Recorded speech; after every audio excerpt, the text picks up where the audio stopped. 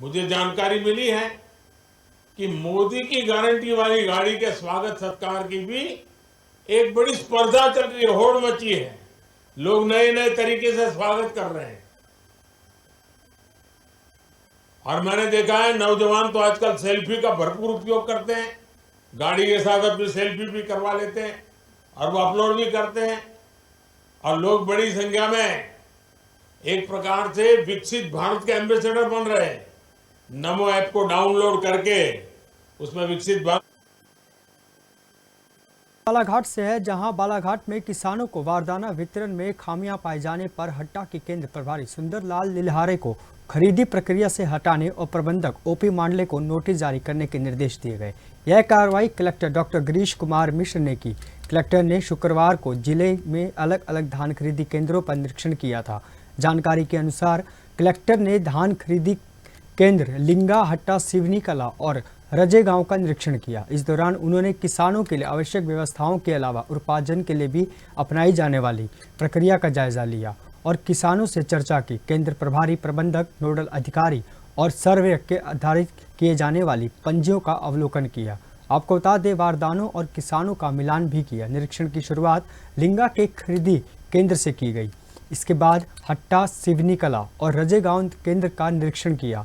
हट्टा केंद्र पर किसानों ने धान विक्रय क्षमता के साथ पंजीयन कराया, मगर केंद्रों में बारदानों के वितरण प्रक्रिया में खामी देखी गई।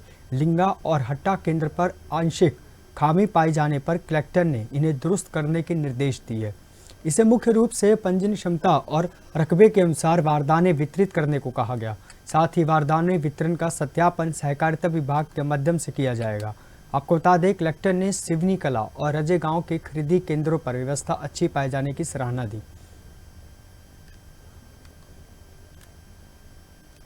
अभी हम बालाघाट जिले के उपार्जन केंद्र लामता में हैं। जैसे कि डीएमओ साहब से जब हमारी चर्चा हुई थी तो उन्होंने कहा था कि नई नीति के तहत इस बार धान उपार्जन का कार्य किया जाएगा, जिससे किसान और समिति को लाभ पहुंचेगा। लेकिन शुरुआती तौर पर यदि देखा जाए तो परिवहन की व्यवस्था जैसे विगत वर्षों में रही है वैसी अभी भी दिखाई दे रही है। यहाँ पर खरीदी का कार्य 1 तारीख से तो शुरू हो चुका है, लेकिन अभी तक के परिवहन के नाम पर एक ट्रक भी नहीं लग पाया है। और अगर यही स्थिति रही तो आने वाले समय में इसके दुखद परिणाम सामने आएंगे और अव्यवस्था चरम पर पहुंचेगी।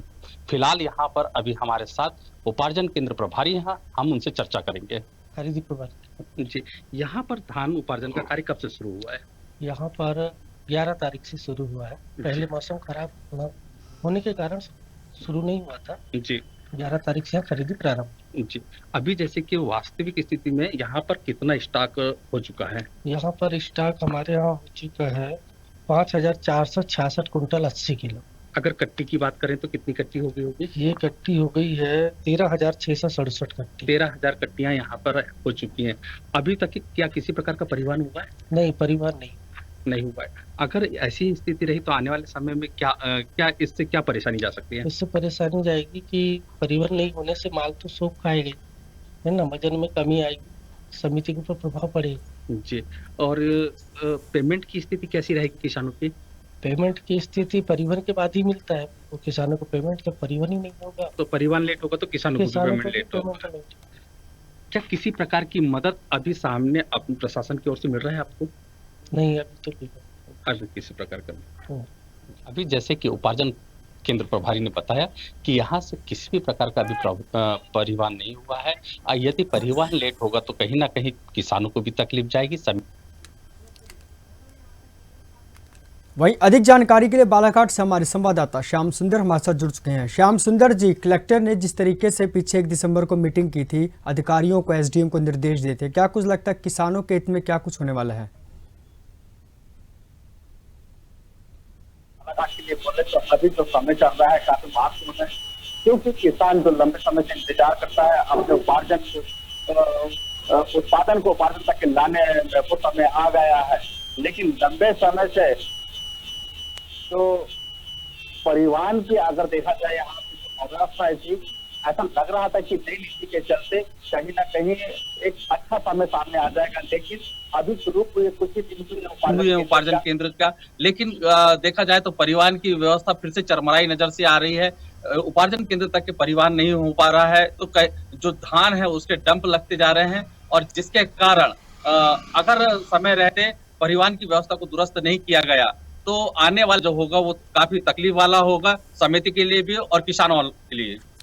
श्याम सुंदर जी, अगर बात की जाए किसानों के लिए, तो पंजीयन केंद्रों में लगातार समस्याएं देखी जा रही हैं। वहीं कलेक्टर ने निर्देश भी दिए थे कि इन समस्याओं को दुरुस्त भी किया था, अधिकारियों को निर्देश भी दिए थे इसके लिए, लेकिन अब आए दिन भी किसानों को परिवहन के लिए भी काफ़ी समस्याओं का सामना करना पड़ता है, तो क्या कुछ कहेंगे? और योजना को लेकर भी बड़ी मात्रा में यहाँ पे धान उत्पादन क्षेत्र है। बालाघाट जिला में उत्पादन बहुत ज्यादा होता है, जिसके लिए काफी उपार्जन केंद्र बनाए जाते हैं।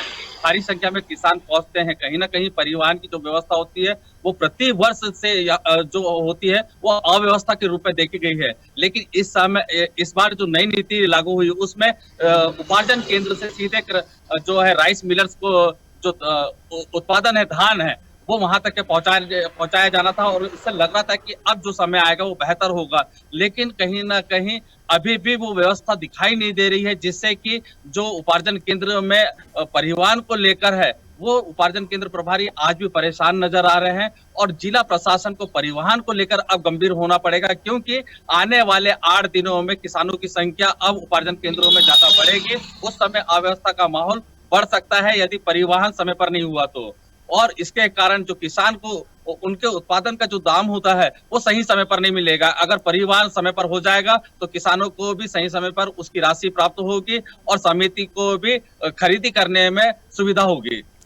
धन्यवाद श्याम सूर्यवंशी जी, तमाम जानकारी हमसे साझा करने के लिए। आपको ताज़ा खबर बालाघाट से है, जहां पर किसानों को बारदाना वितरण में खामियां पाए जाने पर हट्टा के केंद्र प्रभारी सुंदरलाल लिल्हारे के खरीदी प्रक्रिया से हटाने और प्रबंधक ओपी मांडले को नोटिस जारी करने के निर्देश दिए गए। यह कार्रवाई कलेक्टर डॉक्टर गिरीश कुमार मिश्र ने की। कलेक्टर ने शुक्रवार को जिले में अलग अलग धान खरीदी केंद्रों का निरीक्षण किया था। साथ ही आपको बता दें कि कलेक्टर ने धान खरीदी केंद्र लिंगा, हट्टा, सिवनी कला और रजे गांव का भी निरीक्षण किया।